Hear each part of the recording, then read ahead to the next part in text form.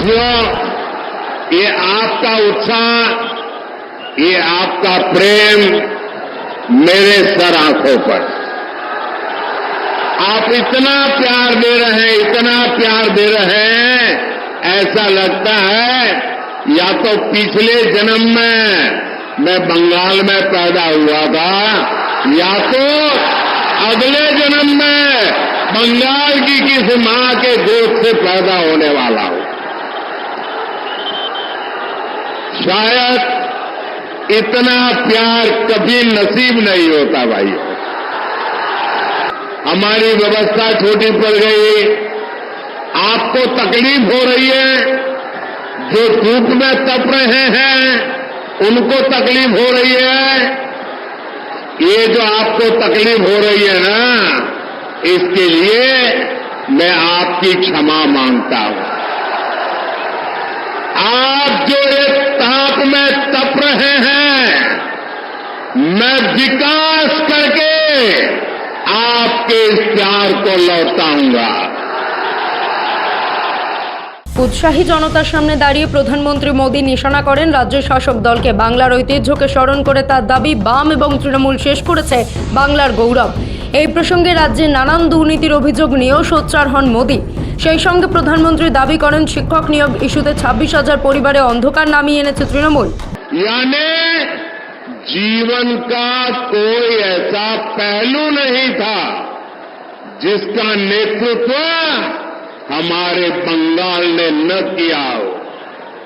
पहले लेफ्ट वालों ने और फिर टीएमसी वालों ने, उनके शासन ने बंगाल की इस महानता को चोट पहुंचाई, बंगाल के सम्मान को चूर चूर कर दिया, विकास को रोक लगा दी।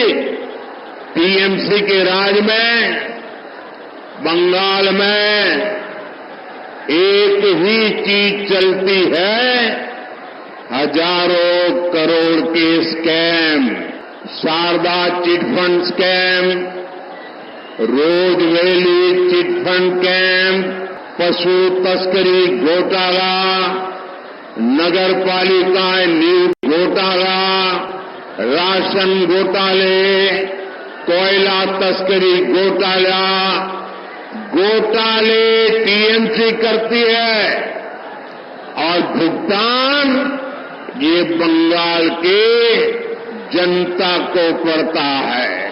ऐसा कोई काम नहीं है जो बंगाल में बिना कट कमीशन के होता हो।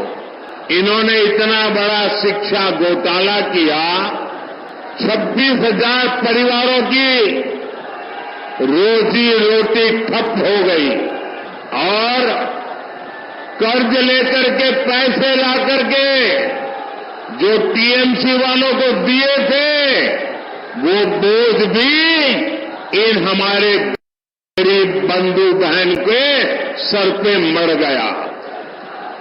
जबकि बीजेपी सरकार है जो केंद्र सरकार में पूरी पारदर्शिता से युवाओं को नौकरी दे रही है।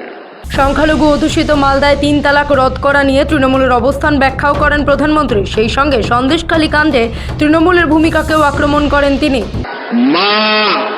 माटी मानुष की बात कहकर सत्ता में आई टीएमसी ने सबसे बड़ा विश्वासघात यहां की महिलाओं से किया है।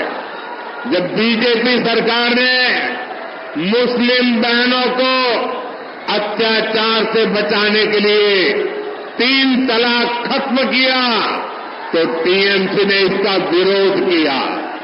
संदेश खाली में महिलाओं पर इतने अमानवीय अत्याचार हुए और टीएमसी सरकार आखिर तक मुख्य आरोपी को बचाती रही। यहां मालदा में भी महिला के साथ शर्मसार करने वाली घटना घटी, लेकिन टीएमसी सरकार चुप रही। মালদার নির্বাচনী সভা থেকে ইন্ডিয়া জোটকে নিশানা করেন প্রধানমন্ত্রী মোদী। একই সঙ্গে কংগ্রেসের ইস্তেহার নিয়ে তৃণমূলের মৌন থাকাকে প্রধানমন্ত্রী মোদী তুষ্টিকরণের রাজনীতি বলেই তুলে ধরেন। इसके लिए कांग्रेस के शहजादे विदेश से आई एक्सरे मशीन लाए हैं, वो पूरे देश में सबका एक्सरे कर देंगे।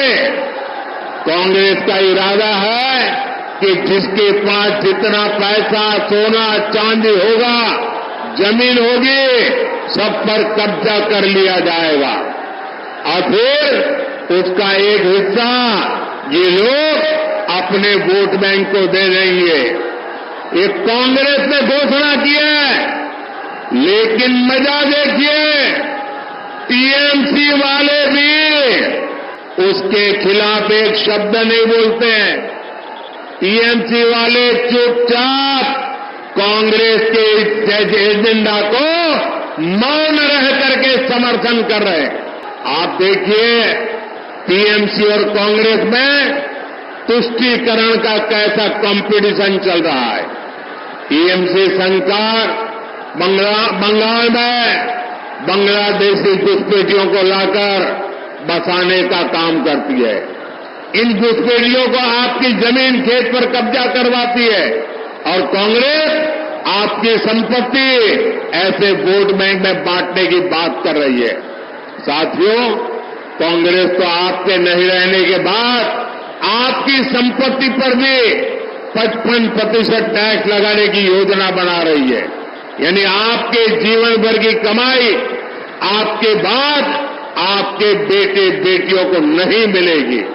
कर्नाटका में जहां कांग्रेस की सरकार है, वहां कांग्रेस काफी पहले ओबीसी के आरक्षण में सारे मुस्लिमों को हिस्सेदारी दे चुकी है। यानी संविधान के जो हक एससी, एसटी, ओबीसी के लिए सुरक्षित है, उसे ये लोग धर्म के आधार पर बांटने का प्रयास कर रहे हैं। দ্বিতীয় দফার ভোটের মধ্যেই রাজ্যে এসে প্রধানমন্ত্রী মোদী তৃণমূলকে বেআব্রু করার সব অস্ত্র ব্যবহার করেন এই দিন। মালদা থেকে তনুজ জৈন এবং বাপ্পা চৌধুরীর রিপোর্ট, সময় কলকাতা।